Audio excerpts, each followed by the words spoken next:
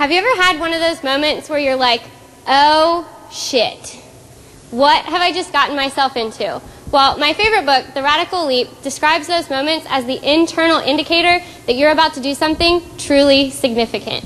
For me, this oh shit moment has been 2 years in the making. While I was judging AFLV awards, Mark Kepsel basically dared me to find a way to tell you my story. And for me, that's truly significant. My name is Liz Osborne, and I'm the coordinator of Fraternity and Sorority Affairs at Oklahoma State University. Prior to working at OSU, I attended Northern Kentucky University, located just 10 short minutes from my parents' home. And at NKU, go Norse, I joined the Eta Eta chapter of Kappa Delta sorority. I love my sorority. In the 3.5 short years as an active member, I learned so much, and I gained so much. I haven't always been the polished woman that you see standing before you today. In fact, prior to coming to college, I was pretty rough around the edges, and I was known as a tough girl for one reason. And I'm going to ask you guys to guess that. What sport do you think I played in high school? That's right, David. He knows that firsthand because we actually went to high school together. But I, Liz Osborne, was a member of the varsity wrestling team. And I actually wrestled after high school as well. And people are always asking me, Liz, why? How? And I'll tell you, I was just in the right place at the right time. In middle school, we had assemblies all the time. And the high school wrestling team came and had an assembly, and they recruited. And I remember sitting there in that gymnasium thinking, what are we doing? This is so lame. And then they asked for volunteers. And I was like, oh, me, anything to get out of these bleachers, right?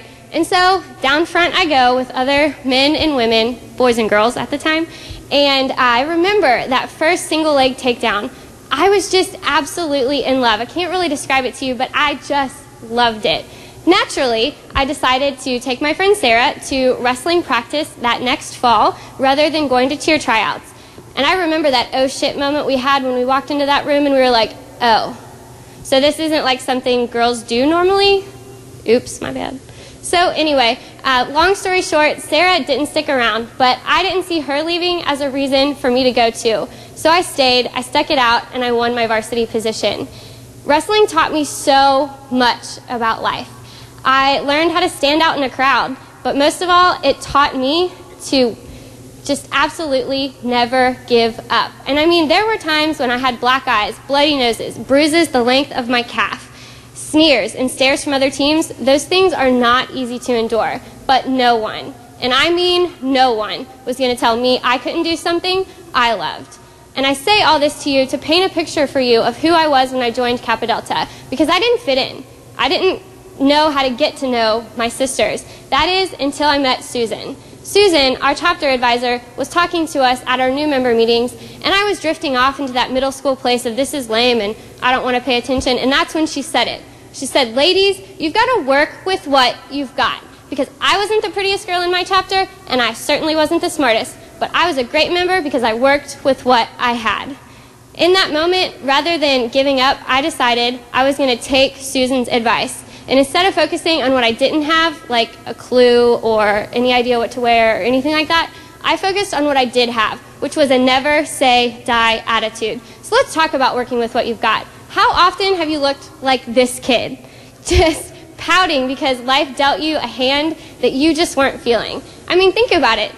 The media and society tells us all the time that we don't have enough, that we need a new pair of Sperry's, we need a new Lilly Pulitzer dress. Well, therein lies the challenge, because we have to completely reframe our approach. And with that, positivity is key. So right now, in this moment, ask yourself, what do I have to offer? What opportunities has life given me to develop skills that I can offer my community and my chapter?